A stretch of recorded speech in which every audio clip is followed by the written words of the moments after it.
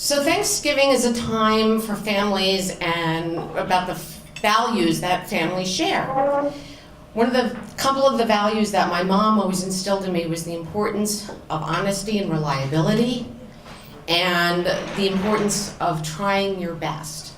Mom always said that she was happy when I brought home good grades, but what really made her proud of me was when I tried my hardest regardless of the outcome.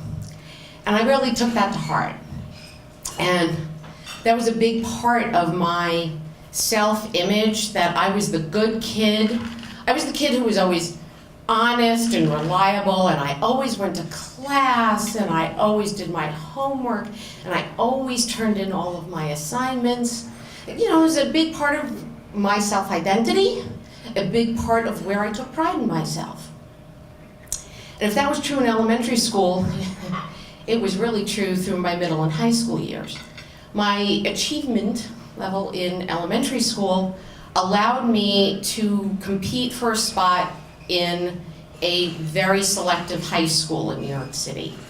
Kind of place where only 10% of the kids who sit for the exam actually get into the school. And so as a result, I went to high school full of really bright, really motivated, really hardworking kids, and full of teachers who expected a whole lot of us. And I loved it. So it was a challenge at times. There came a day in 9th grade in English class where the teacher assigned us to write this paper where we had to discuss the difficulties and challenges of writing about the future and the past by comparing and contrasting Brave New World and 1984. The teacher gave us 4 weeks to do this assignment. She made it quite clear that she expected an extremely thoughtful paper full of very specific examples from each book supporting our analysis and our conclusions. So I jumped right on this and I read both the books right away. Kind of wanted to let the thoughts percolate in my head. And, you know, of course, there was lots of other stuff going on. There were many other challenging classes, and I was getting involved in student government.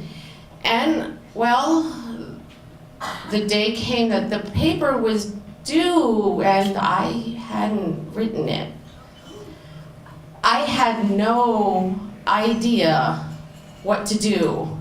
I was incredibly embarrassed. And I was frankly terrified of having to say, I am not prepared. So I don't know what to do. I've never been in this situation before, and I'm sitting on the subway, and my brain is like 4,000 places. And finally it comes to me, I know. I'm gonna cut class, I'm gonna go to the library, I'm gonna write the paper, and then I'm gonna hand it in. See, we had this thing where you could take an excused cut from a class as long as you told the teacher about it. So this was great. I screwed up, but I was gonna fix it within the system, and I was going to get the paper done. So I walk in and I tell the teacher, I need to take my excused cut today. And she says, sure. And I'm about to breathe, and then she says, just drop the paper off. Drop the paper off, of course. Why had I not anticipated this? So while my brain is panicking, my mouth says, oh right, the paper, yeah, it's just in my locker, I'll go get it. And I put my book bag down and I leave. And now, what? I have no paper, and I have just lied. Bald-faced lied to my teacher. I have no paper, I have no excuse, I have no bright ideas. So, and at this point my brain is still fixated on getting the paper written, even though that is objectively insane. So I run to the locker. I have one of the 2 books. I have no paper, I have no pen. I accost the first person who I see, who I vaguely know, and beg them for paper and a pen. And I decide I'm gonna write the paper right then and there. Right there, on the floor, in the middle of the hallway, in front of my locker.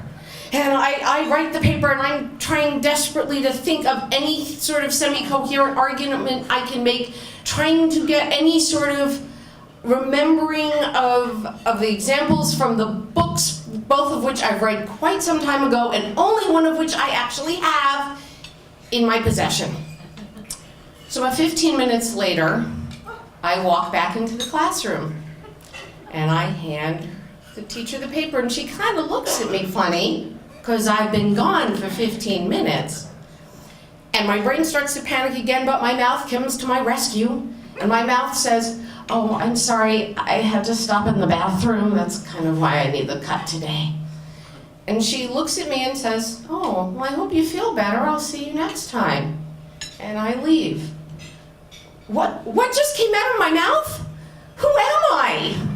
I've now just lied twice.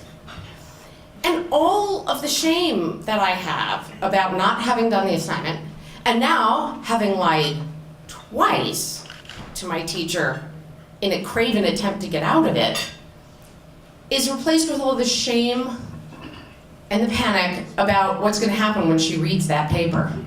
See, because at this point, I know I'm a slacker and a liar. And as soon as she reads that paper, she's going to know that I'm a slacker and a liar. Or worse, she'll just think I'm really stupid. So I'm talking, the day we're going to get the papers back, I'm talking to a friend of mine. She's telling me about how much work she put into the paper, and that she really wants to get a good grade, and I tell her what happened. I have to tell somebody. I tell her what happened because I'm desperately afraid that I'm going to fail. I'm embarrassed. And how am I going to explain this to my teacher? How am I going to explain this to my mother? That I didn't do the assignment, that I then lied twice, and that I was enough of a coward to get out of it, and then I turned in something so obviously inferior. And she said, you turned in a paper, you're not gonna fail, it'll be fine. So we sit down, and the teacher turns the papers back to everybody, and she puts the papers back one by one on your desk, face down. And I look at the creamy, cool white, and the relaxing blue lines. And I'm terribly afraid of the maelstrom that's on the other side. My friend looks at her paper and smiles. A B+. She's pretty happy. I finally pick up the paper and I put it back down. And I swallow hard. And she leans over and she goes, "What? You couldn't have failed? What is it?" And I look at her and I turn the sheet over. And she sees the big red A in the top corner of my paper. And then she proceeds to beat me with her B+. So, externally, I got away with it. No blemish on my record, no public humiliation, nothing. Internally, however, I carried that with me for the rest of my student life. I never, ever did anything like that again.